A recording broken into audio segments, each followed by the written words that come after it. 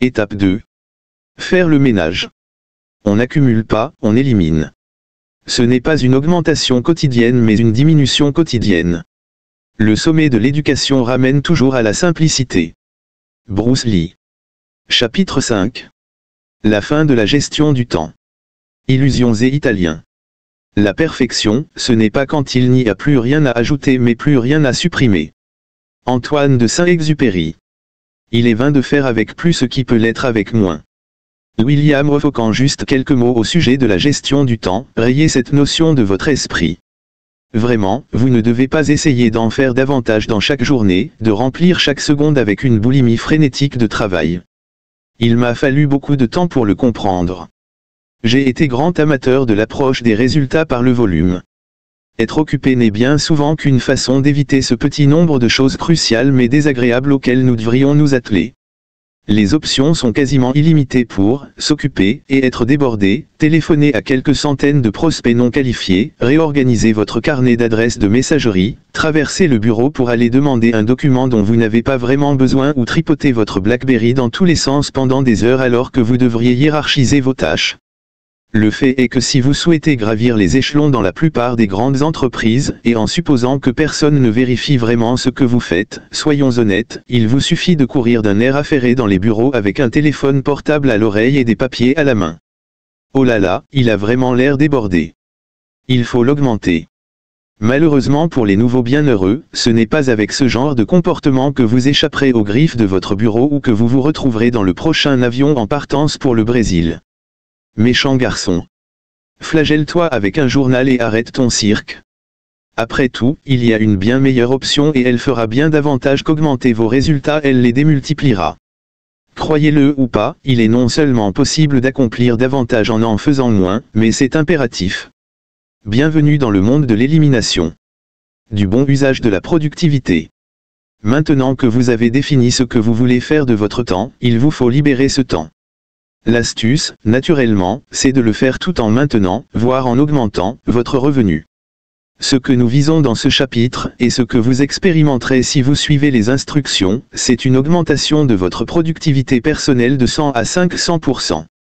Les principes sont les mêmes pour les salariés et les entrepreneurs mais le but de cette augmentation de productivité est totalement différent. Commençons par le salarié. Il va augmenter sa productivité en vue de renforcer son pouvoir de négociation sur deux objectifs simultanés, augmentation de salaire et accord de télétravail. Souvenez-vous que, comme je l'ai signalé au début du livre, les salariés ayant l'intention de le demeurer encore quelque temps doivent mettre en œuvre le processus dans un ordre différent. Tout simplement à cause de leur environnement. Ils doivent se libérer de leur environnement professionnel avant de pouvoir travailler 10 heures par semaine, par exemple, parce que la règle au sein du dit environnement veut que vous soyez en mouvement perpétuel de 9 heures à 19 heures. Même si vous produisez 2 fois plus de résultats qu'avant, si vous travaillez 4 fois moins que vos collègues, il est peu probable que vous échappiez à la lettre de licenciement. Même si vous travaillez 10 heures par semaine et produisez 2 fois plus de résultats que ceux qui travaillent 40 heures par semaine, l'exigence collective sera « travaille 40 heures par semaine et produit 8 fois plus ». C'est un jeu sans fin, dont vous ne voulez pas. D'où la nécessaire libération préalable. Si vous êtes salarié, ce chapitre augmentera votre valeur et il sera alors plus douloureux pour l'entreprise de vous renvoyer que de vous accorder une augmentation de salaire et un accord de travail à distance. C'est votre objectif. Une fois atteint, vous pourrez lâcher du lest sans craindre des interférences bureaucratiques et utiliser le temps libre ainsi dégagé pour accomplir vos chronorêves. Les objectifs de l'entrepreneur sont moins complexes, puisqu'il ou elle est en général le bénéficiaire direct de profits plus importants. L'objectif est de réduire la quantité de travail que vous accomplissez tout en augmentant vos revenus. Ce qui plante le décor pour vous remplacer par le pilotage automatique qui, à son tour, vous permet de briser les chaînes. Pour les deux voies, quelques définitions. Être efficace versus être performant. Être efficace, c'est faire des choses qui vous rapprochent de vos objectifs. Être performant, c'est accomplir une tâche donnée, qu'elle soit importante ou non, de la manière la plus économique possible. La performance sans considération de l'efficacité est le mode par défaut de l'univers. Je considérerais comme performant mais totalement inefficace là du porte-à-porte. Il vendrait plus en utilisant un autre support, comme le courriel ou le publipostage. C'est également vrai de la personne qui vérifie ses courriels 30 fois par jour et met au point un système élaboré de règles de dossiers et des techniques sophistiquées pour garantir que chacune de ces broutilles se déplace aussi vite que possible. J'étais moi aussi un spécialiste de ce genre de brassage du vide. À un certain niveau pervers, c'est performant mais en aucun cas efficace. Voici 2 truismes à ne pas oublier. Bien faire une chose sans importance ne la rend pas importante, ce n'est pas parce qu'une tâche exige beaucoup de temps qu'elle est importante. Dorénavant, rappelez-vous ceci, ce que vous faites est infiniment plus important que comment vous le faites. La performance est inutile si on ne l'applique pas aux bonnes choses. Pour trouver ces bonnes choses, allons faire un tour au jardin. Pareto et son jardin, la règle des 80/20 et la fin de la futilité. Ce qui se mesure se gère. Peter Drucker. Il y a 4 ans, un économiste a changé ma vie pour toujours. J'aurais vraiment aimé lui offrir un verre. Mais mon cher Wilfried s'est éteint il y a près d'un siècle. Wilfried Pareto est un économiste et sociologue aussi futé que controversé qui a vécu de 1848 à 1923. Ingénieur de formation, il a débuté sa carrière protéiforme en dirigeant des mines de charbon et a succédé plus tard à Léon Walras à la tête de la chaire d'économie politique de l'Université de Lausanne, en Suisse. Son œuvre majeure, Cours d'économie politique, comprenait une loi, alors peu explorée, de la répartition des revenus qui prendrait plus tard son nom, la loi de Pareto, également connue depuis une dizaine d'années sous la formule, principe des 80/20. La formule mathématique qu'il a utilisée pour démontrer la répartition excessivement inégale mais prévisible de la richesse dans la société. 80% de la richesse et des revenus d'une nation sont produits et possédés par 20% de la population s'applique également hors du champ de l'économie. De fait, on la retrouve à peu près partout. 80% des petits pois du jardin de Pareto étaient produits par 20% des causes qu'il avait plantées, par exemple. On peut résumer la loi de Pareto de la façon suivante, 80% des outputs sont produits par 20% des inputs. On dira par exemple, selon le contexte. 80% des conséquences découlent de 20% des causes. 80% des résultats découlent de 20% de l'effort et du temps. 80% des bénéfices d'une entreprise sont générés par 20% de ses produits et clients. 80% de tous les gains en bourse sont réalisés par 20% des investisseurs et 20% d'un portefeuille individuel. La liste est infiniment longue et variée, et le ratio est souvent encore plus fortement déséquilibré, 90 dixièmes, 95 cinquièmes et 99/1 ne sont pas rares, mais le minimum à rechercher est 80/20. Lorsque je suis tombé par hasard sur le travail de Pareto à une heure avancée de la nuit, j'étais dans une période où je travaillais 15 heures par jour 7 jours/7, me sentant complètement dépassé et impuissant. Je me réveillais avant l'aube pour passer des coups de fil au Royaume-Uni, je m'occupais des États-Unis de 9h à 19h et du Japon et de la Nouvelle-Zélande jusqu'à minuit. J'étais coincé dans un train de marchandises fou sans frein, à enfourner du charbon dans le fourneau faute de meilleure option. J'avais le choix, courir tout droit à l'épuisement ou expérimenter les idées de Pareto. Je n'ai pas réfléchi longtemps. Le lendemain matin, j'ai commencé à disséquer mes activités et ma vie personnelle à l'aune de 2 questions. 1. Quels sont les 20% de sources qui sont cause de 80% de mes problèmes et de mon insatisfaction? 2. Quels sont les 20% de sources qui produisent 80% de mes résultats souhaités et de mon bonheur? Toute la journée, j'ai mis de côté le prétendument urgent et conduit une analyse la plus objective et la plus intense possible, appliquant ces questions à tout, depuis mes amis et mes clients à la publicité en passant par mes activités de loisirs. N'espérez pas découvrir que vous faites tout comme il faut, la vérité est souvent douloureuse. L'objectif est d'identifier vos inefficacités en vue de les éliminer et de trouver vos points forts pour pouvoir les multiplier. Au cours des 24 heures qui ont suivi, j'ai pris plusieurs décisions simples mais émotionnellement difficiles qui ont littéralement changé ma vie pour toujours et rendu possible le style de vie dont je jouis aujourd'hui. La première décision que j'ai prise est un excellent exemple du retour sur investissement aussi considérable que rapide que peut générer cet amaigrissement analytique. J'ai arrêté de contacter 95% de mes clients et j'en ai carrément viré 2%, ce qui m'a laissé avec les 3% les plus productifs à profiler et reproduire. Sur plus de 120 clients grossistes, 5 généraient 95% des recettes. Je passais 98% de mon temps à courir après les autres, les 5 mentionnés ci-dessus me passant régulièrement des commandes sans coup de téléphone de relance, entreprise de persuasion ou de séduction. En d'autres termes, je travaillais parce que j'avais l'impression qu'il fallait que je fasse quelque chose de 9 heures à 19 heures. Je n'avais pas pris conscience que travailler de 9 heures à 19 heures n'est pas l'objectif, c'est seulement la structure que la plupart des gens utilisent, que ce soit nécessaire ou non. Je présentais un cas aigu de « travail pour le travail », expression la plus honnie du vocabulaire des nouveaux bienheureux. Tout, et quand je dis tout, c'est 100% de mes problèmes et de mes plaintes, provenaient de cette majorité improductive, à l'exception de 2 gros clients qui étaient tout bonnement des experts patentés de l'approche. J'ai créé un problème, à vous de vous débrouiller pour le résoudre. J'ai donc mis tous ces clients stériles en mode passif, s'ils commandaient, tant mieux, qu'ils envoient donc un fax. Dans le cas contraire, je ne lèverai pas le petit doigt, pas de coup de téléphone, pas de courriel, rien. Ce qui me laissait les 2 gros clients à gérer, casse-pied de premier ordre mais comptant tout de même pour 10% de mon chiffre d'affaires à l'époque. On n'échappe pas à ce genre d'oiseau, et c'est une épine qui est source de toutes sortes de problèmes, à commencer par la haine de soi et la dépression. Jusque-là, j'avais accepté leur mépris, leurs insultes, leurs chicaneries interminables et leurs tirades comme un mal nécessaire du commerce. Mon analyse des 80/20 m'a permis de me rendre compte que ces individus étaient la source de quasiment tout mon malheur et de toute ma colère au cours de la journée, et que cela débordait généralement sur mon temps personnel, me gardant réveillé la nuit avec l'autoflagellation habituelle, j'aurais dû dire X, Y ou Z à ce gland. J'ai fini par me rendre à l'évidence, le gain financier ne valait tout bonnement pas les tourments par lesquels je passais. J'étais parti de l'hypothèse que je devais prendre cet argent alors que je n'en avais pas besoin. Les clients ont toujours raison, n'est-ce pas? Cela fait partie des règles du jeu, pas vrai? Grand Dieu non. Pas pour les nouveaux bienheureux, en tout cas.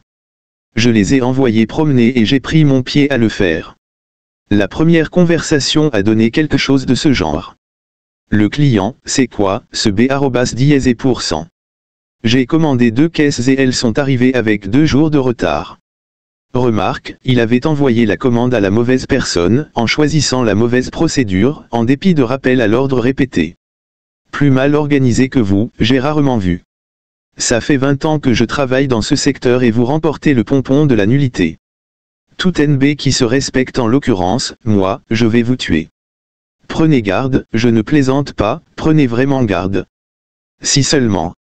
J'ai répété ça 1 million de fois dans mon théâtre mental mais en fait, ça a plutôt donné ça. Je suis vraiment désolé.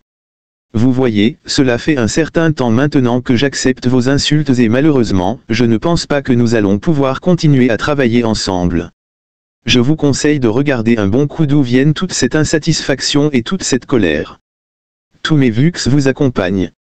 Si vous souhaitez commander un produit, nous serons heureux de vous le fournir à la condition que vous renonciez à la grossièreté et aux insultes. Vous connaissez notre numéro de fax. Portez-vous bien et bonne journée. Clic. J'ai fait ça une fois au téléphone et une fois par courriel. Que s'est-il passé? J'ai perdu un client mais l'autre a corrigé le tir et faxé ses commandes, encore et encore. Problème résolu, perte de revenus minimale. J'ai été instantanément 10 fois plus heureux. J'ai ensuite identifié les caractéristiques communes de mes 5 meilleurs clients et me suis procuré 3 ou 4 acheteurs du même profil au cours de la semaine suivante. N'oubliez pas, davantage de clients ne signifie pas nécessairement davantage de revenus. Augmenter le nombre de vos clients n'est pas l'objectif et cela se traduit souvent par 90% de frais généraux en plus et une misérable augmentation de revenus de 1 à 3%. Ne commettez pas d'erreur, l'objectif fondamental, c'est un maximum de revenus pour un minimum d'efforts, y compris un nombre minimal de clients. J'ai reproduit mes points forts, en l'occurrence, mes clients les plus rentables, et me suis attaché à augmenter la taille et la fréquence de leurs commandes. Résultat final. Au lieu de courir après 120 clients et d'essayer de les calmer, je me suis retrouvé à réceptionner de grosses commandes de 8 clients, sans le moindre coup de téléphone implorant ou le moindre courriel de règne. Mon revenu mensuel est passé de 30 000 à 60 000 euros en 4 semaines et mes heures de travail ont instantanément chuté de 80 à 15 environ. Plus important, j'étais en paix avec moi-même et me sentais à la fois optimiste et libre pour la première fois depuis plus de 2 ans. Au cours des semaines qui ont suivi, j'ai appliqué le principe du 80/20 à des dizaines de domaines, et notamment 1. Publicité. J'ai identifié les publicités qui généraient 80% ou plus de revenus, leurs points communs et je les ai multipliés, éliminant dans le même temps toutes les autres. Mes dépenses de publicité ont chuté de plus de 70% et mes revenus en vente directe ont quasiment doublé, passant de 15 000 à 25 000 euros par mois en 8 semaines.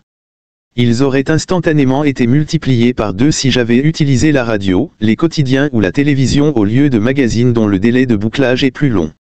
2. Affiliations en ligne et partenaires. J'ai éliminé plus de 250 affiliés en ligne peu rentables où je les ai mis en attente pour me concentrer sur les 2 affiliés qui généraient 90% des revenus. Mon temps de gestion est passé de 5 à 10 heures par semaine à 1 heure par mois. Au cours du même mois, les revenus de partenariat en ligne ont augmenté de plus de 50%. Levez le pied et n'oubliez pas que la plupart des choses sont absolument sans effet. Être occupé est une forme de paresse, pensée paresseuse et action aveugle. Être débordé est souvent tout aussi stérile que de ne rien faire, et c'est beaucoup plus désagréable. Être sélectif en faire moins est le chemin du productif. Concentrez-vous sur les quelques éléments importants et laissez tomber le reste. Naturellement, avant de pouvoir séparer le bon grain de l'ivraie et supprimer des activités dans un nouvel environnement, nouvel emploi ou création d'entreprise, vous devrez en passer par beaucoup de tâtonnements pour identifier ce qu'il convient de laisser sur le bord de la route. Lancez tout contre le mur et voyez ce qui reste accroché. Cela fait partie du processus mais ne devrait pas exiger plus d'un mois ou 2. Il est facile de se laisser prendre dans un flot de bêtises et la clé pour ne pas se sentir bousculé est de se souvenir que le manque de temps n'est rien d'autre qu'un manque de priorité. Prenez le temps de vous arrêter et de respirer le parfum des roses ou, en l'occurrence, de compter les plantes de petits pois. L'illusion du 9H19H est la loi de Parkinson. J'ai vu une banque qui disait « Service 24H/24, mais je n'ai pas tout ce temps, moi. » Stephen Wright. Si vous êtes salarié, et que vous passez du temps sur des choses sans intérêt, ce n'est pas entièrement de votre faute. Il n'y a souvent aucune incitation à bien utiliser votre temps sauf si vous êtes payé à la commission. Le monde s'est mis d'accord pour brasser du vent de 9h à 19h et, puisque vous êtes coincé dans votre bureau pour cette période de servitude, vous vous sentez obligé de créer des activités pour l'occuper. C'est compréhensible. Mais maintenant que votre objectif est de négocier un contrat de travail à distance plutôt que de simplement récupérer un chèque à la fin du mois, le moment est venu de revisiter le statu quo et de devenir efficace. Les meilleurs salariés ont davantage de marge de manœuvre et d'arguments en leur faveur. Pour ce qui est de l'entrepreneur, le gaspillage de temps est une question de mauvaises habitudes et d'imitation. Je ne fais pas exception. La plupart des entrepreneurs sont d'anciens salariés et viennent de la culture du 9H19H. Et donc, ils adoptent les mêmes horaires, qu'ils fonctionnent ou non à 9 heures du matin ou qu'ils aient besoin de 9 heures pour générer leur revenu cible. Ces horaires sont une convention sociale et un héritage obsolète de l'approche des résultats par le volume. Comment est-il possible que tout le monde, partout, ait besoin d'exactement 9 heures pour accomplir son travail? Ce n'est pas le cas. Le 9H19H est arbitraire. Vous n'avez pas besoin de 9 heures par jour pour devenir un millionnaire digne de ce nom et moins encore pour avoir les moyens de vivre comme un millionnaire. 9 heures par jour, c'est souvent trop, mais à ce stade, je ne m'attends pas à ce que vous me croyiez tous sur parole. Je sais que vous éprouvez sans doute exactement ce que j'ai ressenti pendant longtemps, les journées sont trop courtes. Mais examinons d'un peu plus près certains éléments sur lesquels nous serons probablement d'accord. Puisque nous avons 9 heures à remplir, nous remplissons 9 heures. Si nous en avions 15, nous en remplirions 15. Lorsque nous avons une urgence qui exige que nous quittions notre bureau dans les 2 heures mais que nous avons un travail urgent à terminer, nous accomplissons miraculeusement les tâches en question en 2 heures. Tout cela tient à une loi qui m'a été présentée par Ed Jao au printemps 2000. J'étais arrivé en cours nerveux et incapable de me concentrer. Je devais rendre ma dernière dissertation, qui comptait pour 25% de la note du semestre, le lendemain. Une des options, celle que j'avais choisie, était d'interviewer les dirigeants d'une start-up et de fournir une analyse détaillée de leur business model.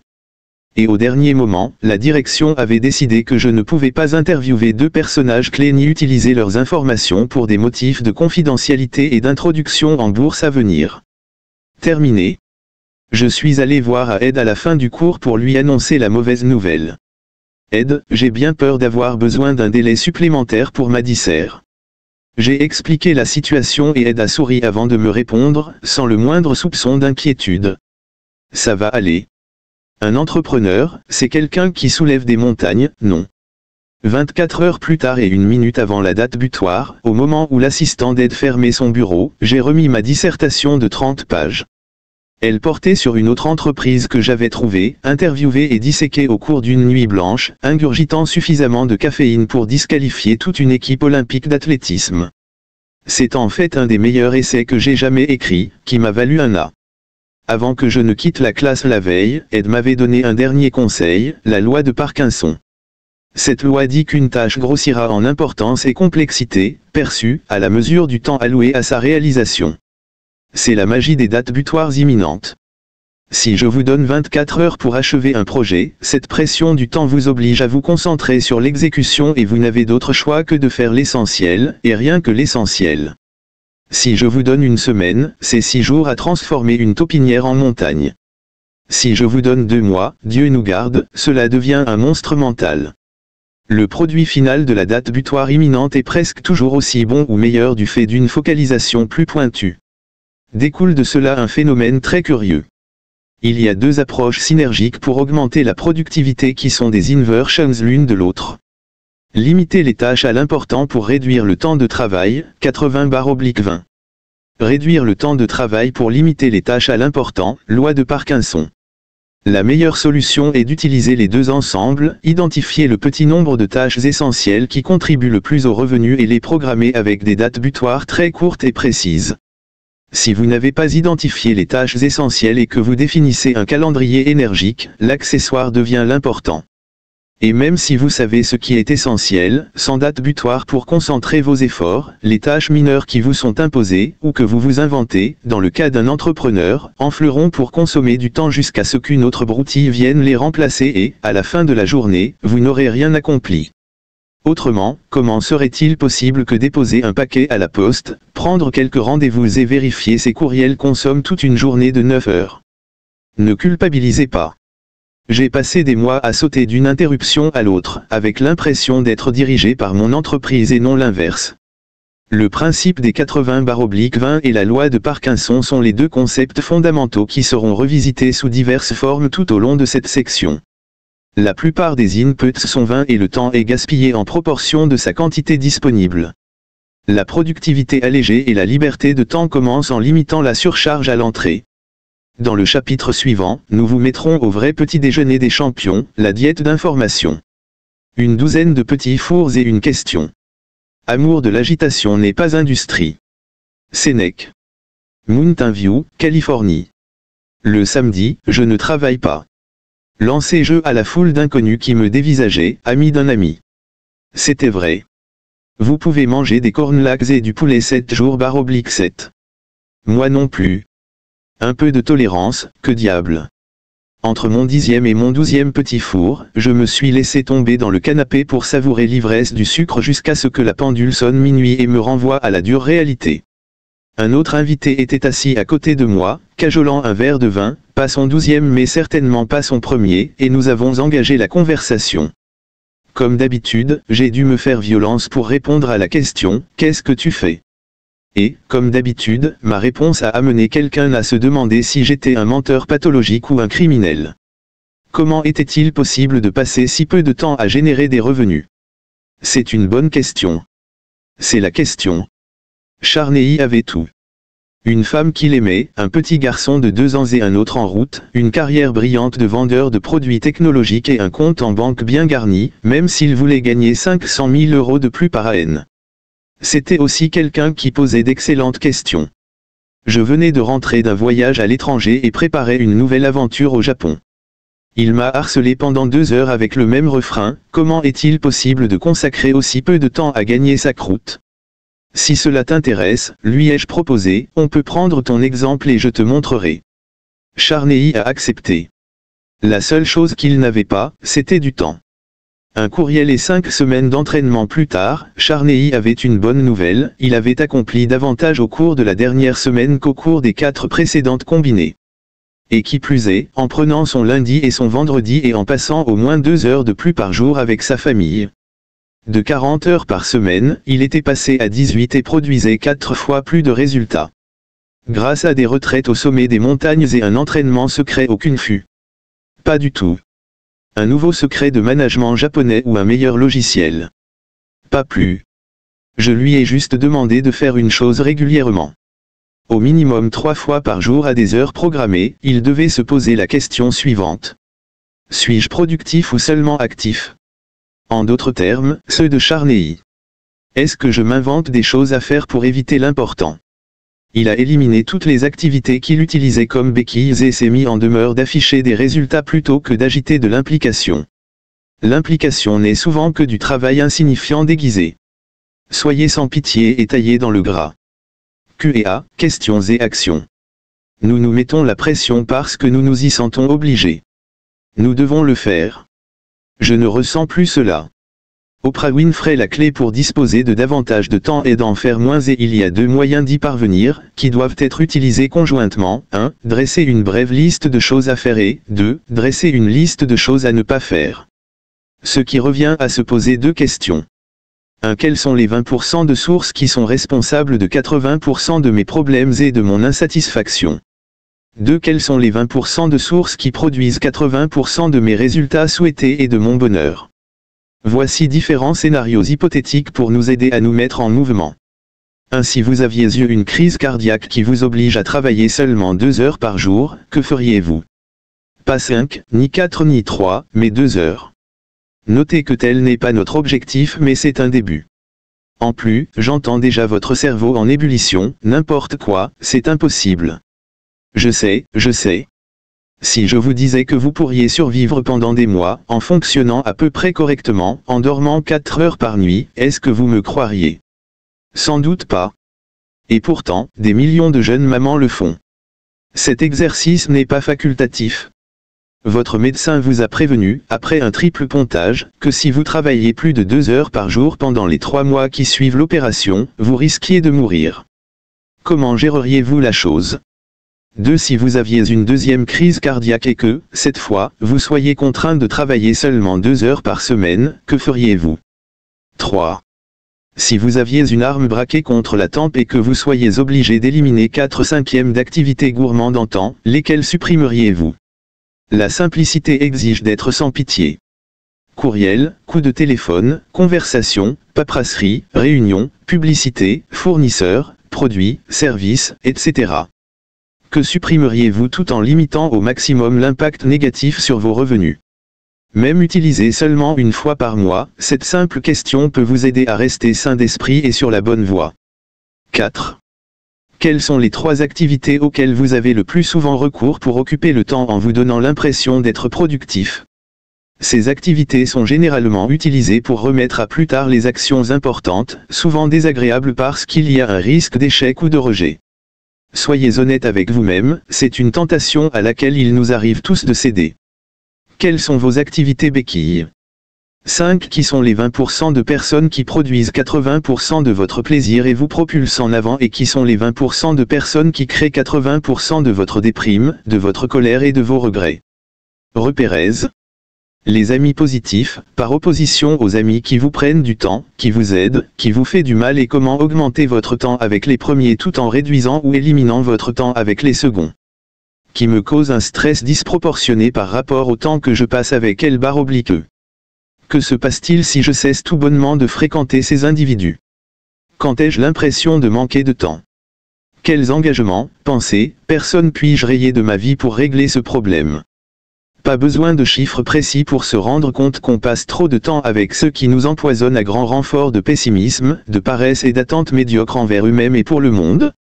Pour avoir la vie que l'on veut, il faut souvent couper les ponts avec certains amis ou certains cercles de relations. Ce n'est pas être mesquin, c'est être pragmatique. Les individus nocifs ne méritent pas notre temps. Penser autrement, c'est être masochiste. Comment aborder une rupture potentielle? Ouvrez votre cœur à votre interlocuteur, en toute franchise mais avec tact, et expliquez-lui vos inquiétudes. S'il réagit mal, c'est que vos craintes étaient fondées. Renoncez comme à n'importe quelle mauvaise habitude. S'il vous promet de changer, commencez par passer au moins 15 jours loin de la personne en question pour accueillir d'autres influences positives dans votre vie et diminuer la dépendance psychologique. Si période d'essai il doit y avoir, veillez à fixer à l'avance sa durée et les critères de réussite /échec. Si cette approche est trop brutale pour vous, contentez-vous de décliner poliment toute interaction avec les personnes concernées. Si elles vous invitent, dites que vous avez déjà un rendez-vous ce soir-là. Une fois que vous aurez touché du doigt pour de bon tout ce que vous avez à gagner à passer moins de temps avec ces individus, cesser toute communication avec eux sera plus facile. 6. Prenez l'habitude de vous demander, si c'est la seule chose que j'accomplis aujourd'hui, serai-je content de ma journée? N'arrivez jamais au bureau ou devant votre ordinateur sans une liste précise de priorités. Vous ne feriez que lire des courriels sans lien entre eux et lancer votre cerveau dans tous les sens. Définissez dès ce soir votre liste de choses à faire pour demain. Je ne conseille pas d'utiliser votre logiciel de messagerie ou des modèles de liste informatique parce qu'il est possible d'ajouter un nombre infini d'éléments. Pour ma part, je me sers généralement d'une feuille de papier A4 repliée 3 fois, ce qui tient parfaitement dans la poche et limite vos élans. Il ne doit jamais y avoir plus de 2 choses indispensables à faire par jour. Jamais. Ce n'est tout bonnement pas nécessaire si elles ont réellement un fort impact. Si vous n'arrivez pas à décider quels éléments choisir parce qu'ils vous semblent tous essentiels, comme cela nous arrive à tous, examinez-les l'un après l'autre en vous demandant, si c'est la seule chose que j'accomplis aujourd'hui, serai-je content de ma journée? Pour contrecarrer l'apparemment urgent, demandez-vous, que se passera-t-il si je ne le fais pas et cela mérite-t-il de remettre l'important à plus tard? Si vous n'avez pas encore accompli au moins une tâche importante dans la journée, ne passez pas votre dernière heure de bureau à rapporter un DVD pour éviter une amende de 5 €. Accomplissez la tâche importante et payez l'amende de 5 €. 7. Mettez un post-it sur votre écran d'ordinateur ou programmez une alerte de votre messagerie pour vous rappeler au moins 3 fois par jour la question, inventez-vous des choses à faire pour éviter l'important. J'utilise aussi un logiciel gratuit de suivi d'activité, RescueTime, www.rescueteam.com pour m'alerter lorsque je passe plus de temps que prévu sur certains sites internet ou certains programmes qu'on utilise souvent pour éviter l'important, Gmail, Facebook, Outlook, etc. Le logiciel vous fournit également des statistiques hebdomadaires, que vous pouvez comparer à celles de vos pairs. 8. Ne faites pas 15 choses en même temps. Je vais vous dire une chose que vous savez déjà. Essayez de vous brosser les dents, de téléphoner et de répondre à un courriel en même temps, c'est infaisable. C'est comme ça. Mangez pendant que vous faites des recherches sur Internet et que vous discutez par messagerie instantanée. Idem. Si vous hiérarchisez correctement ce que vous avez à faire, il n'y a plus aucune raison d'être au four et au moulin. Multiplier les activités, c'est en faire plus pour se sentir productif tout en accomplissant moins.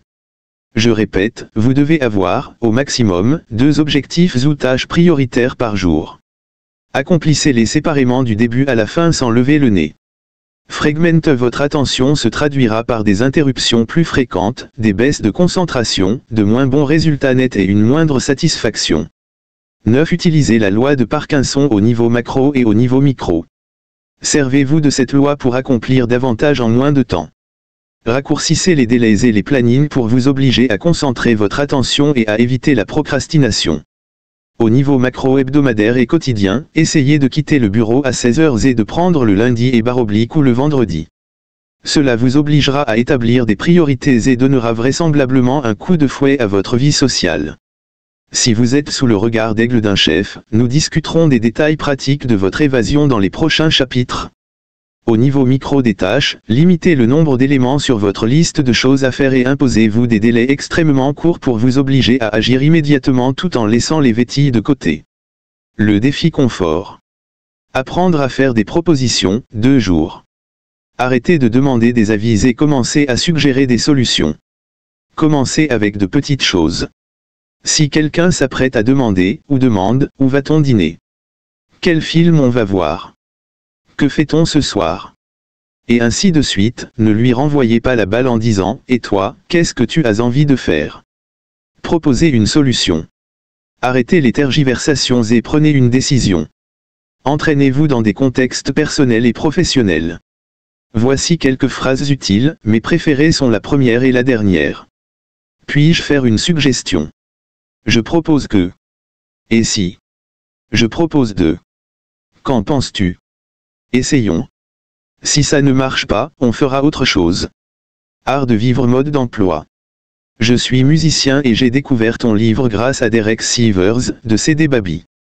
Une petite vérification façon Pareto m'a permis de découvrir que 78% des téléchargements sur mon site concernaient un seul de mes CD et que 55% des revenus générés par le téléchargement payant provenaient de 5 morceaux seulement. Maintenant, je sais ce que veulent mes fans et j'ai modifié le contenu de mon site en conséquence. Le téléchargement payant est une excellente option. iTunes vend le morceau et CD Baby verse la somme sur mon compte. Totalement automatisé à partir du moment où le morceau est enregistré. Certains mois, je peux vivre exclusivement des revenus du téléchargement. Une fois que j'aurai fini de payer mes dettes, il ne devrait pas être trop difficile de devenir un artiste nomade à moi de nouveaux fans de par le monde. Et des flux réguliers de revenus électroniques. Victor Johnson *****. Pour ce qui est d'externaliser ses opérations bancaires, toute entreprise qui accepte les chèques devrait envisager la solution Lockbox, un service de boîte aux lettres, proposé par la plupart des grandes banques à leurs clients professionnels, qui permet d'accélérer le processus de remise et d'encaissement des chèques. Pratique et économique. Anonyme. Chapitre 6. Diète d'information. Cultiver l'ignorance sélective. Ce que consomme l'information est relativement évident, elle consomme l'attention de ceux qui la reçoivent. Dès lors, une abondance d'informations crée une pénurie d'attention et le besoin de répartir efficacement cette attention parmi la surabondance de sources d'informations qui la consomment. Herbert Simona. La lecture, passé un certain âge, distrait trop l'esprit de ses quêtes créatives. Tout homme qui lit trop et utilise trop peu son propre cerveau tombe dans des habitudes de pensée paresseuses. Albert Einstein. J'espère que vous êtes bien assis. Enlevez donc ce sandwich de votre bouche ou vous risqueriez de vous étouffer. Bouchez les oreilles des enfants. Je vais vous dire quelque chose qui en fait rager plus d'un. Je ne regarde jamais les journaux télévisés et, en 5 ans, je n'ai acheté qu'un quotidien. C'était à l'aéroport de Stansted, à Londres, pour avoir un Pepsi gratuit. Je me serais volontiers prétendu amiche mais la dernière fois que j'ai vérifié, Pepsi n'était pas au menu. Quelle indécence! Et j'ose me dire citoyen informé et responsable. Comment est-ce que je me tiens au courant de ce qui se passe? Je répondrai à toutes ces questions mais attendez, ce n'est pas fini. Je vérifie mes courriels professionnels environ 1 heure tous les lundis et je ne consulte jamais mon répondeur lorsque je suis à l'étranger. Jamais. Jamais. Mais, et en cas d'urgence? Cela n'arrive pas. Mes contacts savent désormais que je ne réponds pas aux urgences de sorte que, d'une certaine manière, celles-ci n'existent pas ou ne me parviennent pas. En règle générale, les problèmes se résolvent d'eux-mêmes ou disparaissent dès lors que vous n'êtes plus là à jouer les goulots d'étranglement et que vous confiez le pouvoir à d'autres. Cultiver l'ignorance sélective. Il y a beaucoup de choses dont un homme avisé peut souhaiter être ignorant. Ralph Waldo Emerson. À partir de maintenant, je vais vous proposer de développer une capacité troublante à être sélectivement ignorant. L'ignorance peut être un bonheur, mais c'est aussi une chose concrète et pratique. Il est essentiel que vous appreniez à ignorer ou à rediriger toutes les informations et interruptions non pertinentes, insignifiantes ou qui ne vous aident pas à agir. La plupart sont les trois à la fois. La première étape consiste à mettre au point et à respecter une diète d'information.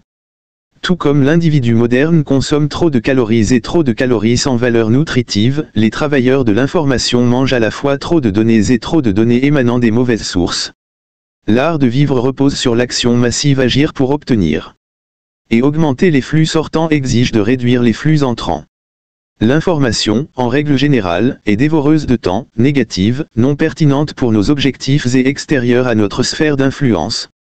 Qu'avez-vous trouvé dans vos journaux du matin ou entendu à la radio aujourd'hui?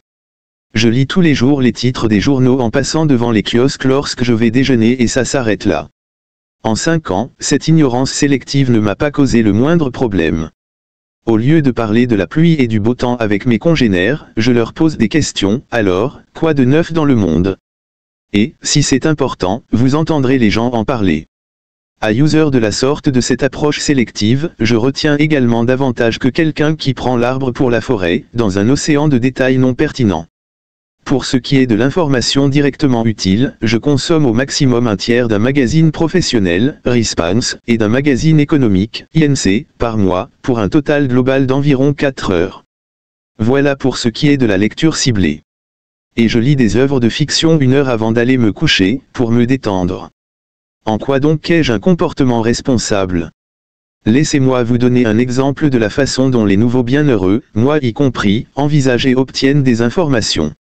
J'ai voté aux dernières élections présidentielles américaines et, alors que je me trouvais à Berlin, j'ai pris ma décision en quelques heures. Tout d'abord, j'ai envoyé des courriels à des amis aux États-Unis, bien informés et ayant les mêmes valeurs que moi, et je leur ai demandé pour qui ils votaient et pourquoi.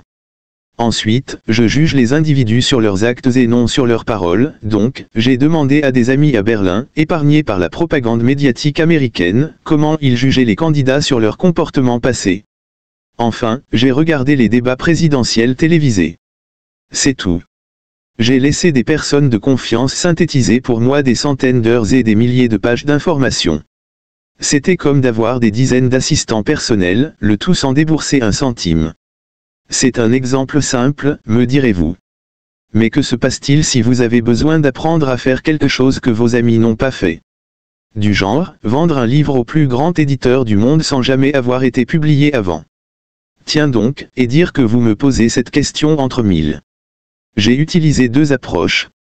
J'ai sélectionné un livre parmi des douzaines de titres sur la base de deux critères, les critiques de lecteurs et le fait que l'auteur avait fait pour de bon ce que je voulais faire.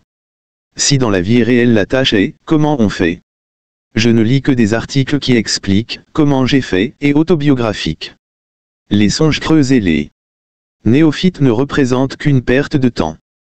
En me servant du livre pour concocter des questions intelligentes et précises, j'ai contacté 10 des plus grands auteurs et agents du monde par courriel et par téléphone, avec un taux de réponse de 80%.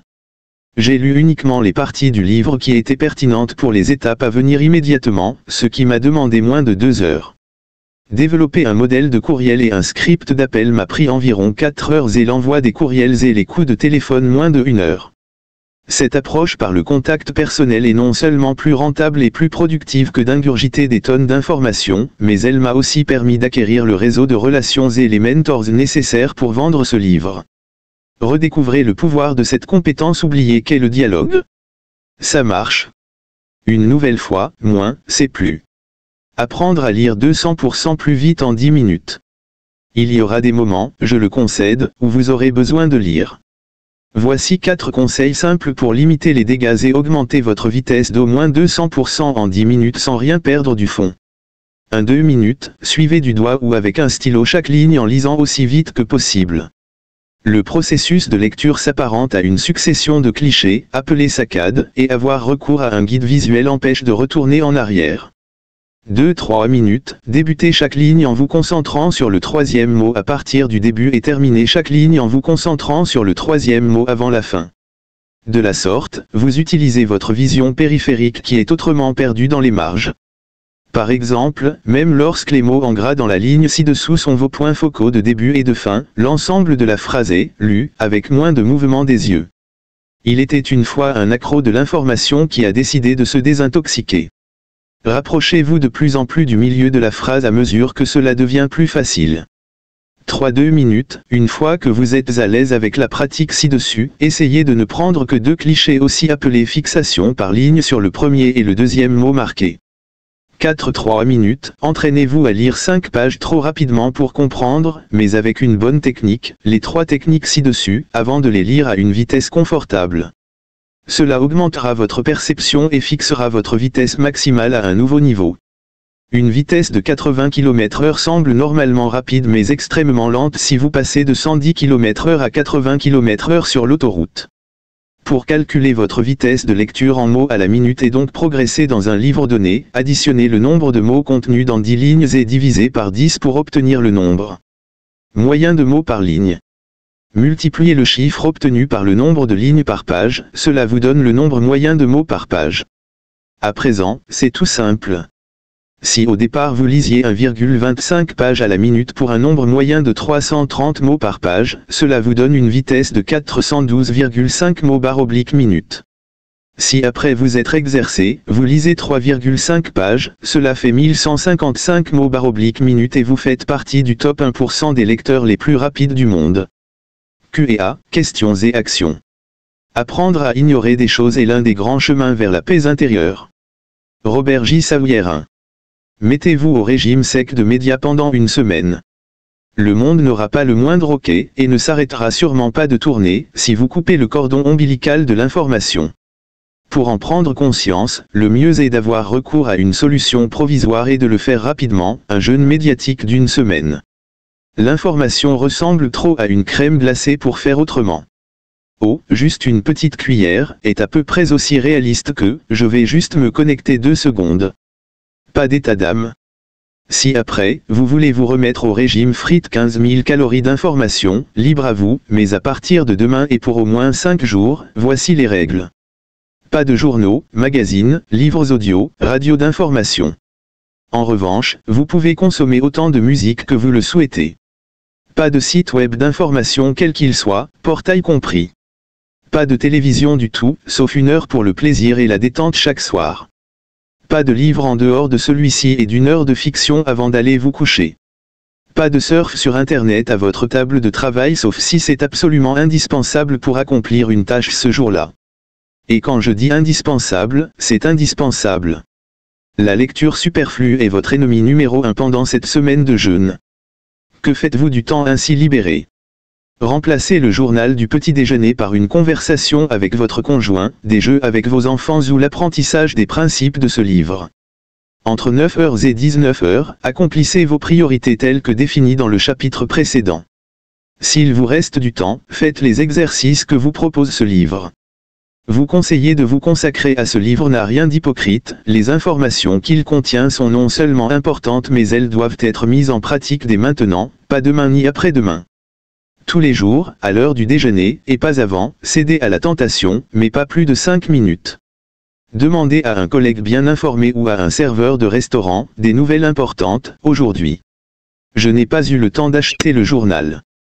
Mettez le holà dès que vous vous rendez compte que la réponse n'a aucune incidence sur vos actions.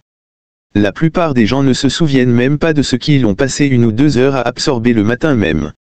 Soyez strict avec vous-même. Je prescris le remède mais c'est à vous de le prendre. Téléchargez le navigateur Firefox et utilisez LeashBlock pour bloquer certains sites pendant le temps que vous voulez. Comme il l'explique, http://www.proginoskao.com/leashblock.html. Vous pouvez indiquer jusqu'à 6 ensembles de sites à bloquer, à des moments différents pour chaque site. Il est possible de bloquer des sites pour une plage de temps donné, par exemple, entre 9h et 17h, après une durée donnée, 10 minutes par heure par exemple, et de combiner les deux.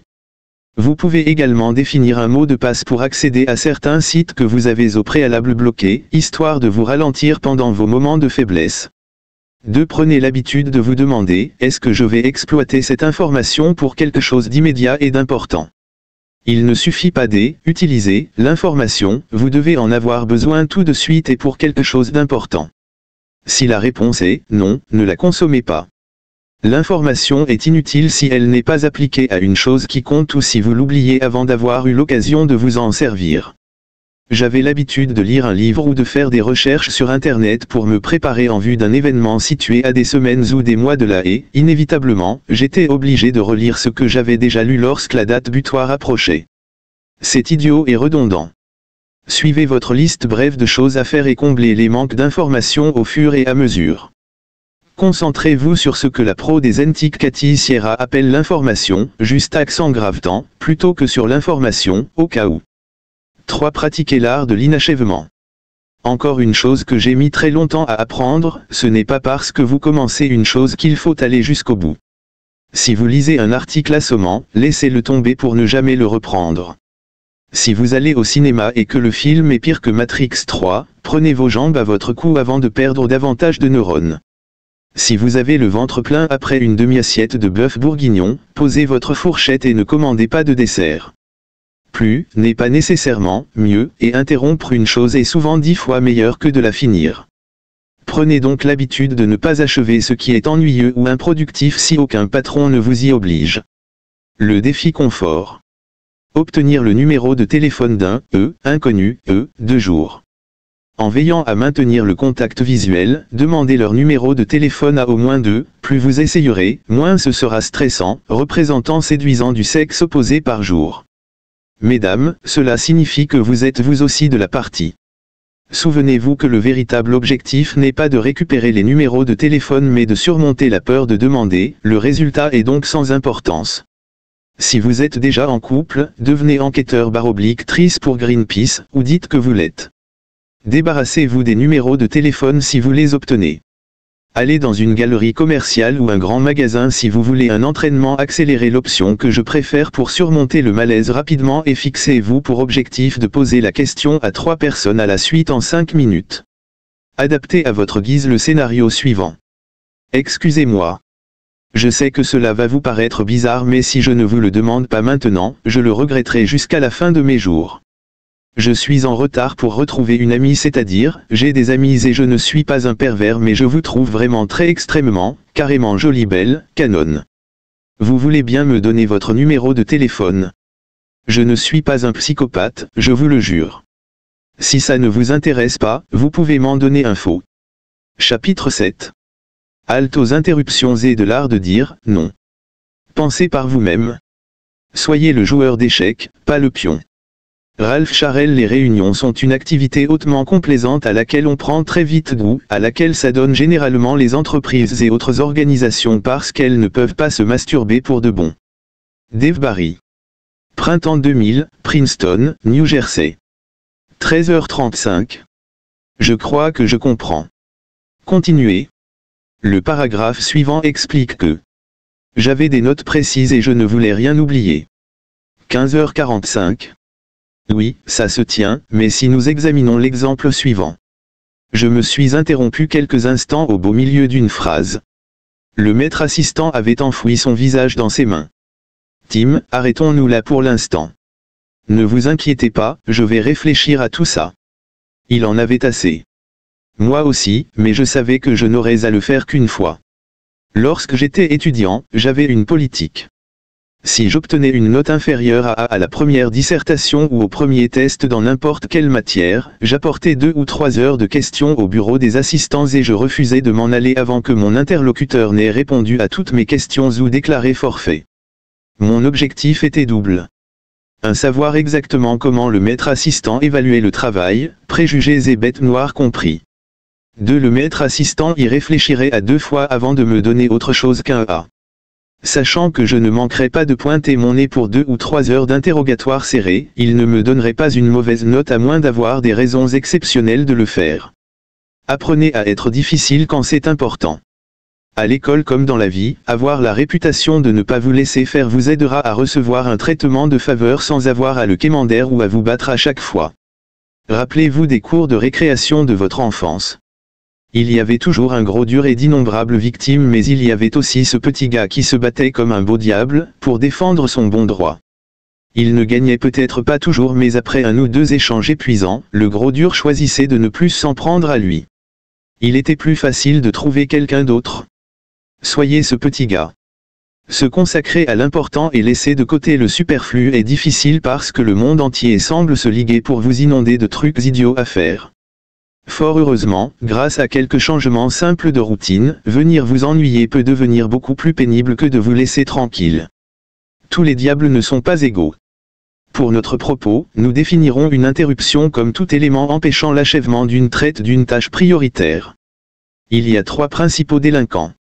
1. Ce qui vous fait perdre votre temps, les choses qui peuvent être laissées de côté sans grandes conséquences.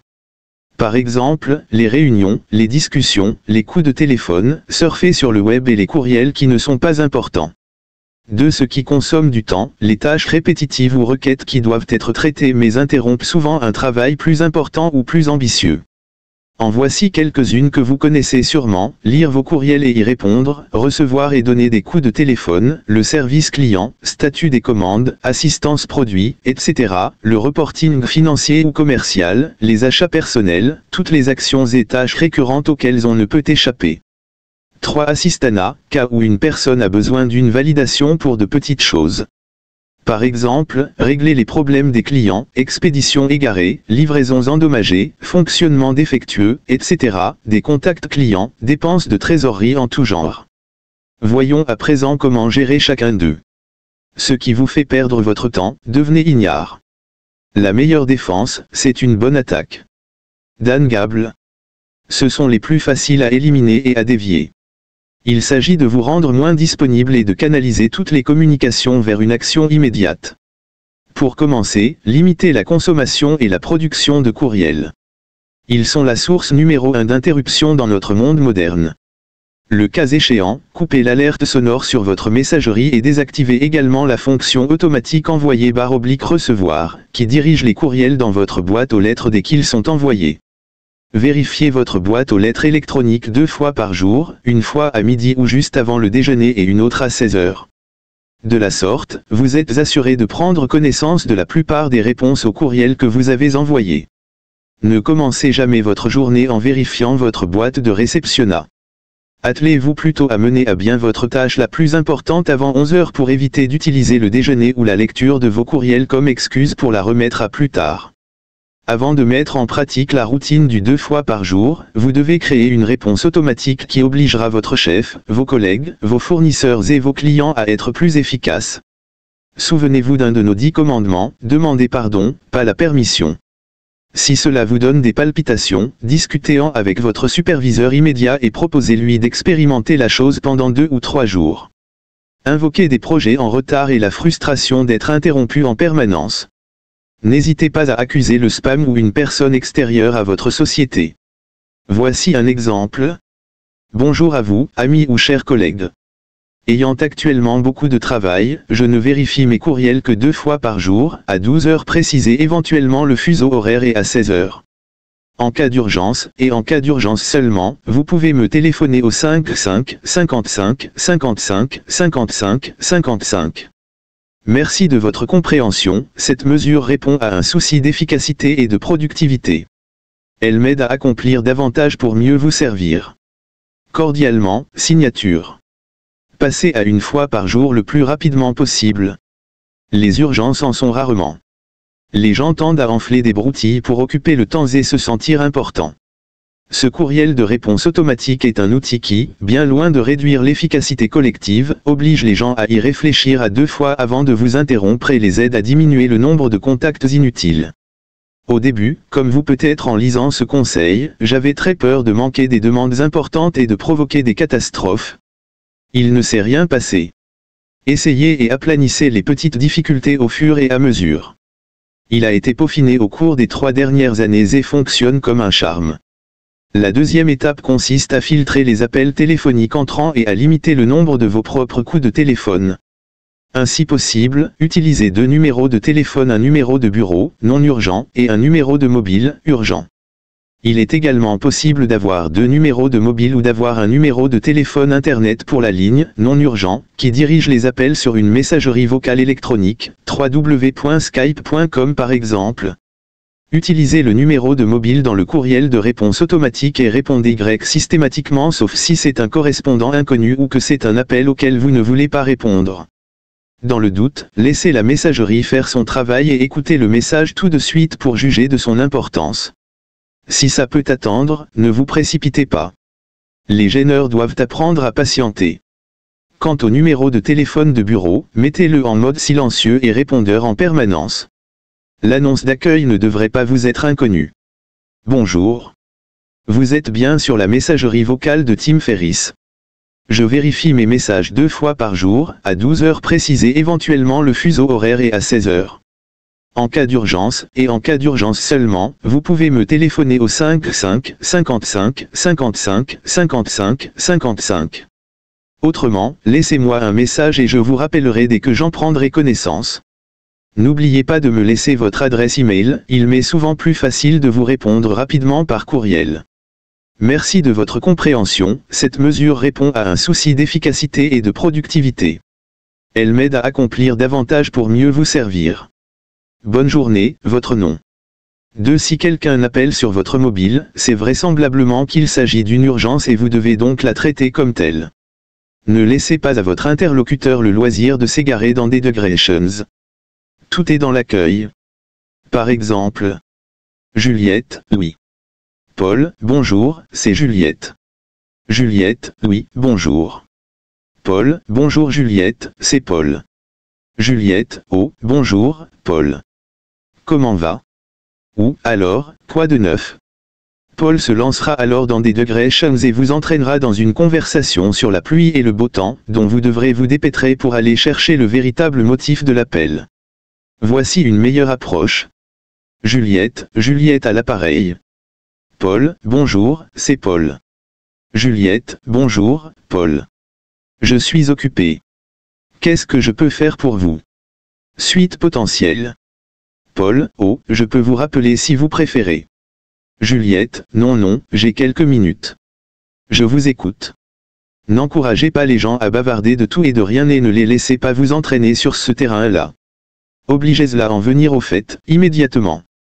S'ils s'égarent ou essaient de repousser la conversation à un coup de téléphone ultérieur, remettez-les dans le droit chemin. S'ils se lancent dans une longue description d'un problème, interrompez-les, prénom/non, excusez-moi de vous interrompre mais j'ai un coup de fil à passer dans 5 minutes. En quoi puis-je vous aider? Ou, prénom/non, excusez-moi de vous interrompre mais j'ai un coup de fil à passer dans 5 minutes. Cela ne vous ennuie pas de m'envoyer un courriel. La troisième étape consiste à maîtriser l'art de dire non et d'éviter les réunions. Le jour où notre directeur commercial est arrivé chez Truessaen en 2001, il a participé à la réunion des collaborateurs et nous a annoncé, à peu près en ces termes, « Je ne suis pas là pour me faire des amis. J'ai été engagé pour construire une équipe commerciale et vendre des produits, et c'est exactement ce que j'ai l'intention de faire. Merci. » Pas de blabla inutile, c'est le moins que l'on puisse dire. Et il a fait comme il a dit. Les plus urbains d'entre nous ne goûtaient guère son approche résolument efficace de la communication mais tout le monde le respectait. Il n'était pas brutal mais franc et direct et savait maintenir ses troupes concentrées sur leurs objectifs. Certains ne lui trouvaient aucun charisme mais tout ne pouvait que s'incliner devant son incroyable efficacité. Je me souviens de notre premier rendez-vous. Frais émoulu de l'université et de 4 années de formation rigoureuse, je me suis précipité pour lui expliquer le profil des prospects, le planning élaboré que j'avais mis au point, les réponses reçues et ainsi de suite. Je m'étais préparé pendant au moins 2 heures pour ne pas manquer cette occasion de lui faire bonne impression. Un sourire aux lèvres, il m'a écouté, allez, disons 2 minutes, et il a levé la main. Je me suis tu. Il est parti d'un rire chaleureux et m'a dit, Tim, je ne veux pas entendre toute l'histoire. Dites-moi simplement ce que nous devons faire. Au fil des semaines, il m'a aidé à comprendre quand je me dispersais ou que je déployais de l'énergie à mauvais escient, c'est-à-dire tout ce qui ne rapprochait pas les 2 ou 3 premiers clients de la signature d'une commande. Après quoi, nos rendez-vous n'ont jamais duré plus de 5 minutes. Dorénavant, faites-vous une règle de garder ceux qui vous entourent concentrés sur leurs objectifs et d'éviter toutes les réunions, y compris téléphoniques, qui n'ont pas d'objectif précis. Il est possible de le faire avec tact mais attendez-vous à ce que les gaspilleurs de votre temps soient vexés les premières fois où ils seront éconduits. Une fois que tout le monde aura compris que restez concentré sur ce que vous faites et votre politique et qu'il n'est pas question d'y déroger, chacun l'acceptera et continuera son bonhomme de chemin. La colère et le ressentiment ne sont pas éternels. Ne tolérez pas les imbéciles ou vous en deviendrez un. Il est de votre responsabilité de former ceux qui vous entourent à être efficaces et productifs. Personne ne le fera à votre place. Voici quelques conseils. 1. Prenez la décision, étant donné que la plupart des problèmes n'ont d'urgence que le nom, de diriger les gens sur l'un des moyens de communication suivants, par ordre de préférence, courriel, téléphone et rendez-vous. Si quelqu'un vous propose un rendez-vous ou une réunion, suggérez plutôt un courriel et utilisez le téléphone comme option de réserve si besoin est. Prétextez d'autres tâches qui ne peuvent attendre. 2. Répondez aux messages vocaux par des courriels chaque fois que possible. Cela oblige les autres à être concis. Aidez-les à acquérir cette bonne habitude. Tout comme notre façon de répondre au téléphone, la communication par courriel doit être rationalisée afin d'éviter les allers-retours inutiles. Par exemple, un courriel avec « On peut se voir à 16 heures » devient « On peut se voir à 16 heures ». Si ce n'est pas possible, merci de me proposer 3 autres créneaux horaires. Cette structure, si, alors, est d'autant plus importante que vous vérifiez vos courriels moins souvent. Dans la mesure où je ne vérifie ma boîte aux lettres électroniques qu'une fois par semaine, il est essentiel que personne n'ait besoin d'une réponse à un « et si » ou de toute autre information dans les 7 jours qui suivent un courriel que j'ai envoyé. Si je pense, par exemple, qu'un lot de fabrication n'est pas arrivé à l'entrepôt d'expédition, j'envoie un courriel à la directrice de l'entrepôt, en lui disant quelque chose comme « Chère Laura, le nouveau lot est-il arrivé ?» Si oui, merci de me prévenir au. Sinon, merci de contacter Paul Dupont au 5555-55-55 ou par courriel paul.dupont@entreprise.fr, il est aussi en copie, et de nous indiquer la date de livraison et le suivi. Paul, s'il y a le moindre problème avec le lot, merci de vous arranger avec Laura, joignable au 55 55 44 44 44, qui a autorité pour prendre des décisions en mon nom jusqu'à 500 €. En cas d'urgence, appelez-moi sur mon portable, mais je vous fais toute confiance. Merci. Cela empêche la plupart des questions de suivi, évite deux dialogues distincts et me met hors de l'équation de résolution de problèmes. Prenez l'habitude de vous demander quelles actions, si, alors, peuvent être proposées dans tout courriel dans lequel vous posez une question. 3. Il ne doit y avoir de réunion que pour prendre des décisions concernant une situation prédéfinie, pas pour définir le problème. Si quelqu'un propose que vous vous voyiez ou, preniez un rendez-vous téléphonique, demandez à cette personne de vous envoyer un courriel avec un ordre du jour afin de définir l'objectif, cela me semble faisable. Pour que je puisse me préparer au mieux, pourriez-vous m'envoyer un courriel avec un ordre du jour? C'est-à-dire les sujets et les questions que nous devons aborder. Ce serait formidable. Merci d'avance. Ne leur laissez pas la possibilité d'y échapper. Avec le « merci d'avance », vous avez plus de chances qu'on vous réponde. Le courriel oblige les gens à définir le résultat souhaité d'une réunion ou d'une conversation téléphonique. 9 fois sur 10, une réunion n'est pas nécessaire et vous pourrez répondre aux questions, une fois définies, par courriel. Imposez cette habitude aux autres. Je n'ai pas eu un seul rendez-vous ou une seule réunion, de visu, pour ma société en plus de 5 ans et moins d'une douzaine de conférences téléphoniques, donc aucune n'a duré plus de 30 minutes. 4. À propos de 30 minutes, si vous ne pouvez faire autrement que d'avoir une réunion ou une conversation téléphonique, fixez une heure de fin. Affectez-leur une durée, pas trop longue de préférence. Si les choses sont correctement définies, les décisions ne doivent pas prendre plus de 30 minutes. Prétextez d'autres engagements à des heures bizarres pour les rendre plus crédibles, exemple, 15h20 au lieu de 15h30, et obligez vos interlocuteurs à s'en tenir au sujet. Si vous devez participer à une réunion qui doit durer longtemps ou dont la durée n'a pas été définie, informez l'organisateur que vous voudriez commencer par la partie qui vous concerne parce que vous avez un autre rendez-vous un quart d'heure plus tard. Si besoin, simulez un coup de téléphone urgent. Quittez la salle et tenez-vous informé auprès d'un collègue de ce qui s'est dit après votre départ. L'autre option est d'être parfaitement transparent et de dire sans détour que vous trouvez la réunion parfaitement inutile. Si vous choisissez cette voie, préparez-vous à rencontrer une certaine résistance et à proposer des options de remplacement. 5. Votre boîte et votre royaume n'autorisez pas les visites inopportunes ou impromptus.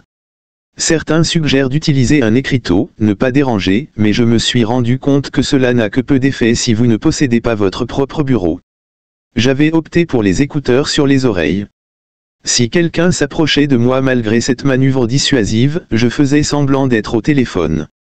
Je posais un doigt sur mes lèvres, disais quelque chose du genre « Oui, je t'entends », puis, dans le micro, « Tu veux bien ne pas quitter un instant ».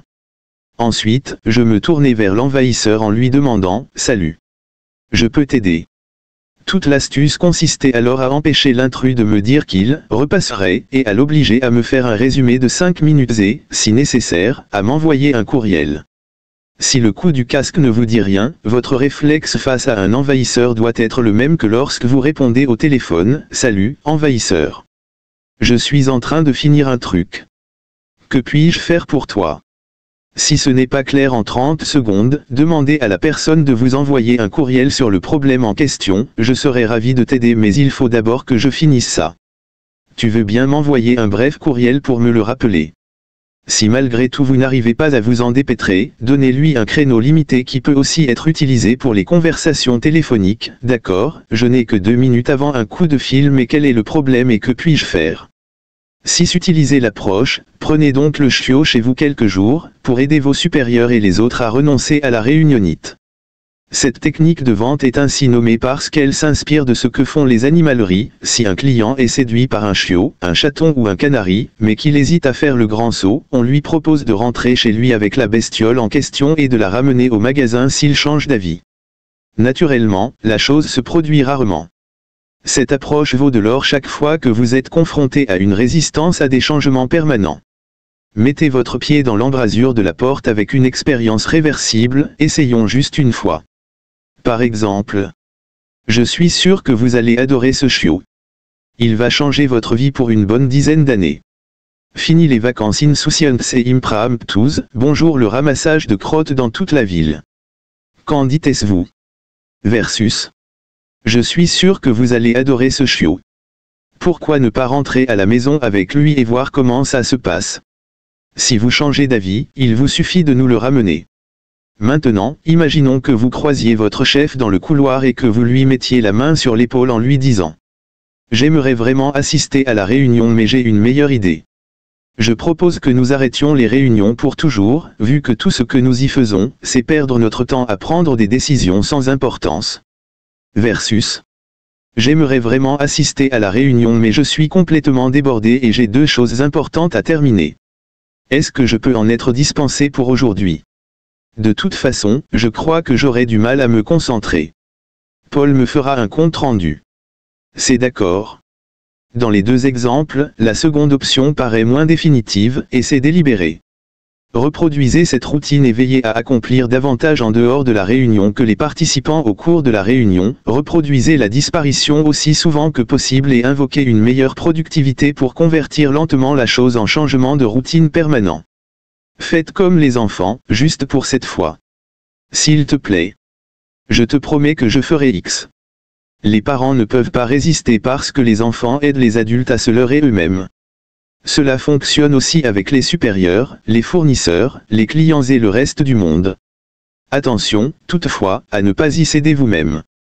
Si votre patron vous demande de rester un peu plus tard, juste cette fois, il s'attendra à ce que cela se reproduise dans le futur. Ce qui consomme du temps, groupez et ne faiblissez pas. Un programme protège du chaos et de la fantaisie. Annie Dillard. Si vous n'avez jamais eu l'occasion de recourir au service d'un imprimeur, les tarifs et les délais d'impression risquent de vous surprendre. Imaginons que cela coûte 310 € et qu'il faille une semaine pour imprimer 20 t-shirts personnalisés avec un logo en quadrichromie. Combien de temps faut-il et combien cela coûte-t-il d'imprimer 3 t-shirts? 310 € et une semaine.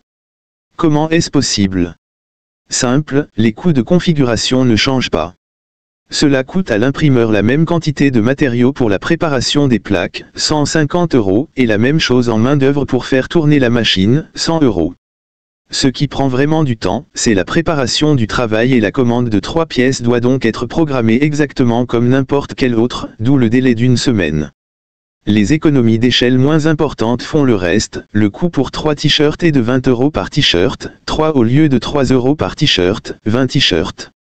Par conséquent, la solution la moins coûteuse et la plus rentable consiste à attendre d'avoir un volume suffisamment important à commander, c'est ce que l'on appelle la production par lots ou groupage.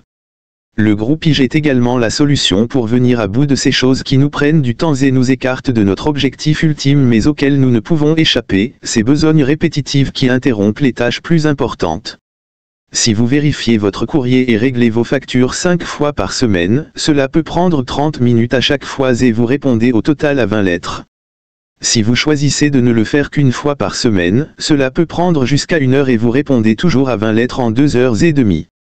Les gens optent pour la première option par crainte des urgences. Primo, les vraies urgences sont rares. Secondo, sur les communications urgentes que vous recevez, laissez passer une date limite et le plus souvent réversible et, dans le cas contraire, arranger les choses ne coûte généralement pas très cher. Il y a un temps de mise en chauffe, incompressible pour toutes les tâches, grandes ou petites. Il est souvent identique pour 1 et pour 100. Reprendre une tâche importante lorsqu'on a été interrompu peut exiger jusqu'à 45 minutes de remise en condition psychologique.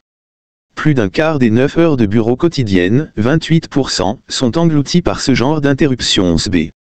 C'est vrai de toutes les tâches récurrentes et c'est très précisément la raison pour laquelle nous avons déjà décidé de vérifier nos courriels et notre messagerie vocale 2 fois par semaine à heure fixe, entre lesquelles nous les laissons s'accumuler. Au cours des 3 dernières années, je n'ai jamais vérifié mes courriels plus d'1 fois par semaine, et parfois même en laissant s'écouler 4 semaines. Rien d'irréparable ne s'est produit et rien ne m'a coûté plus de 300 € pour rectifier le tir. Cette technique de groupage m'a épargné des centaines d'heures de travail redondant. Combien vaut donc votre temps? Prenons un exemple hypothétique. 1. Vous êtes payé ou vous évaluez votre temps à 20 € de l'heure. C'est par exemple le cas si vous gagnez 40 000 € par an et que vous prenez 2 semaines de vacances par an. 40 000 divisé par 40 heures par semaine fois 50 égale 2000 égale 20 €/heure. 2. Estimez le temps que vous économiserez en regroupant des tâches similaires et en les traitant par lot, et calculez combien vous avez gagné en multipliant ce nombre d'heures par votre tarif horaire, 20 €. 1 fois par semaine. 10 heures égale 200 €. 1 fois tous les 15 jours. 20 heures égale 400 €. 1 fois par mois. 40 heures égale 800 €. 3. Testez chacune de ces fréquences de groupe IG et déterminez combien les problèmes coûtent à résoudre dans chaque période. Si ce coût est inférieur au chiffre ci-dessus, espacez encore les groupes IG. Par exemple, en utilisant les chiffres ci-dessus, si je vérifie mes courriels une fois par semaine et que cela se traduit par une perte moyenne de 2 ventes par semaine, pour un total de 80 € de perte, je continuerai à vérifier mon courrier une fois par semaine parce que 200 €, 10 heures de mon temps, moins 80 €, cela représente toujours un bénéfice net de 120 €, sans parler des bénéfices considérables générés par l'accomplissement d'autres tâches pendant ces 10 heures. Si vous calculez le bénéfice financier et émotionnel de l'accomplissement d'une seule tâche importante, décrocher un gros client ou faire le voyage de vos rêves, la valeur du groupe IG est bien supérieure aux économies à l'heure. Si les problèmes coûtent davantage que les heures économisées, passez à la fréquence de groupe IG immédiatement supérieure. Dans ce cas, je passerai d'1 fois par semaine à 2 fois par semaine, pas tous les jours, et j'essaierai de mettre le système en ordre pour pouvoir repasser à 1 fois par semaine. Ne travaillez pas plus quand la solution fonctionne plus intelligemment. Ayant constaté que les vrais problèmes sont extrêmement rares, j'utilise sans modération la technique du groupe IG. Quelques exemples de mes lots programmés en 2007, courriel, les lundis à 10 h, téléphone, totalement éliminé, lessive, un dimanche sur 2 à 22 h, carte de crédit et facture, la plupart sont en paiement automatique mais je vérifie le solde un lundi sur 2 après les courriels, musculation, 30 minutes tous les 4 jours, etc. Assistanat, règles et réajustements. L'idée, c'est de donner réellement des responsabilités aux salariés, de leur donner toutes les informations sur ce qui se passe pour qu'ils puissent en faire beaucoup plus que par le passé. Bill Gates par assistanat, je veux désigner le fait d'être incapable d'accomplir une tâche sans avoir au préalable obtenu la permission ou les infos, que l'on ait un supérieur qui se mêle de tout ou que l'on suive soi-même de trop près le travail de quelqu'un d'autre, 2 choses qui consomment de votre temps. Pour les salariés, l'objectif est de disposer d'un accès total aux informations nécessaires et de la plus grande capacité de prise de décision possible. Pour le chef d'entreprise, l'objectif est de permettre aux salariés ou aux sous-traitants de disposer du plus d'informations possible et d'une réelle capacité de prise de décision. Le service client est souvent l'exemple même de l'assistanat et un exemple personnel tiré de Bren QICKN illustrera à quel point le problème peut être grave mais combien, aussi, il peut être facilement résolu. En 2002, j'avais externalisé le service client pour le suivi des commandes et des retours, mais je continuais à gérer moi-même toutes les questions liées au produit. Résultat ? Je recevais plus de 200 courriels par jour, passant tout mon temps entre 9 h et 19 h à y répondre, et le volume augmentait à un taux de plus de 10% par semaine. J'ai été contraint d'annuler des publicités et de limiter les expéditions, la moindre augmentation du service client risquant de signer mon arrêt de mort. Ce n'était pas un modèle industrialisable. Notez ce mot dans un coin, il va jouer un rôle important. Il n'était pas industrialisable parce qu'il y avait un goulot d'étranglement d'informations et de décisions, moi. L'argument décisif. Le gros des messages qui arrivaient dans ma boîte aux lettres n'avaient strictement rien à voir avec le produit, mais émanaient des conseillers de clientèle sous-traitants qui me demandaient la permission de faire telle ou telle chose. Le client prétend qu'il n'a pas été livré. Que devons-nous faire? Une des bouteilles du client a été retenue à la douane.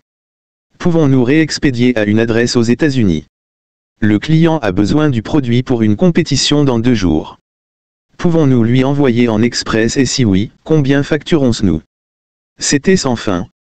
Des centaines et des centaines de situations différentes interdisaient la rédaction d'un manuel et de toute façon, je n'avais ni le temps ni l'expérience requise pour le faire.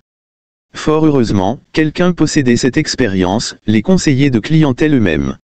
J'ai envoyé un courriel, un seul, à tous les superviseurs, qui a instantanément transformé 200 courriels par jour en moins de 20 par semaine. Bonjour à tous.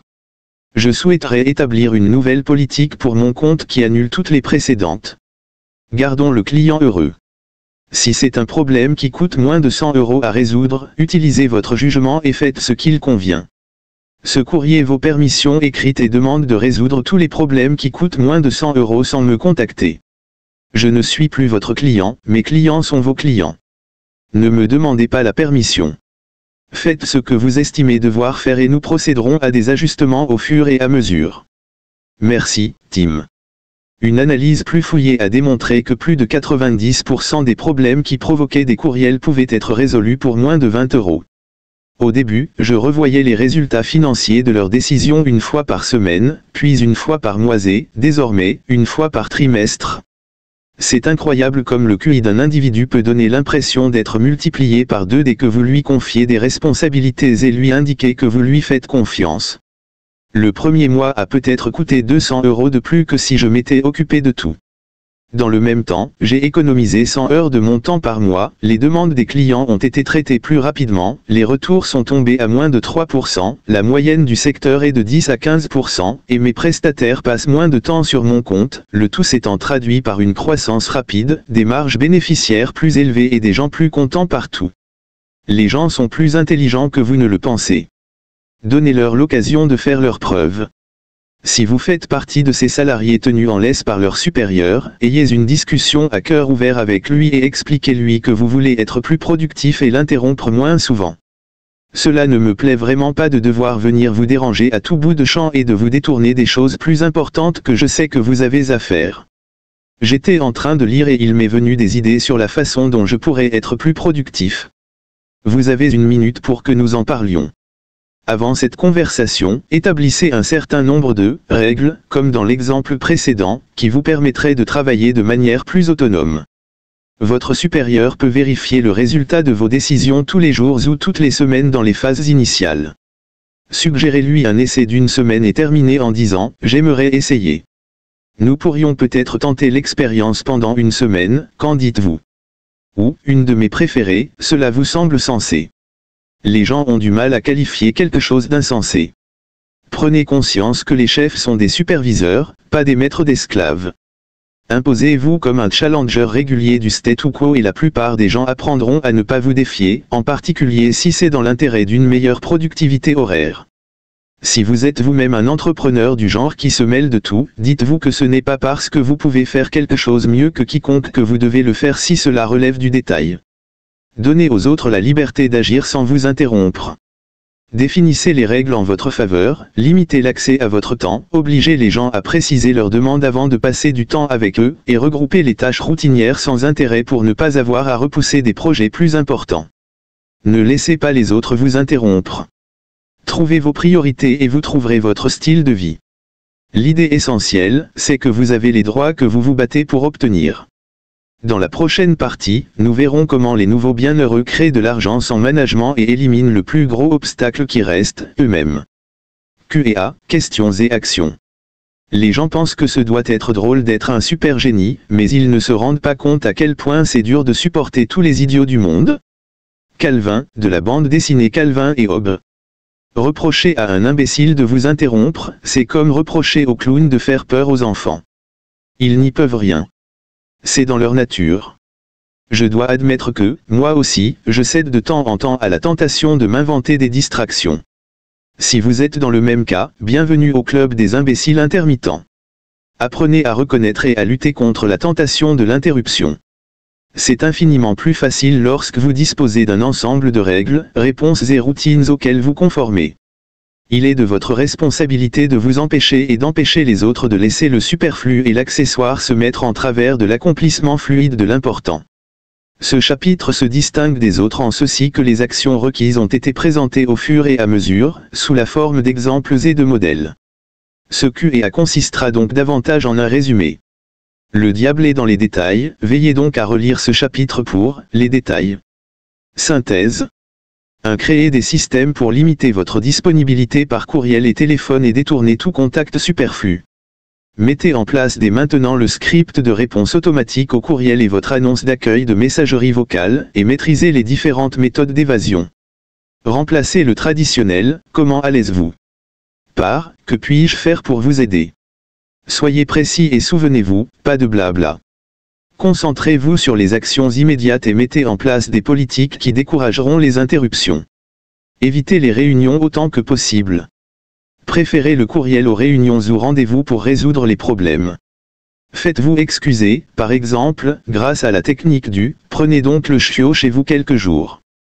Si vous ne pouvez échapper à une réunion, n'oubliez pas. Allez-y avec des objectifs précis.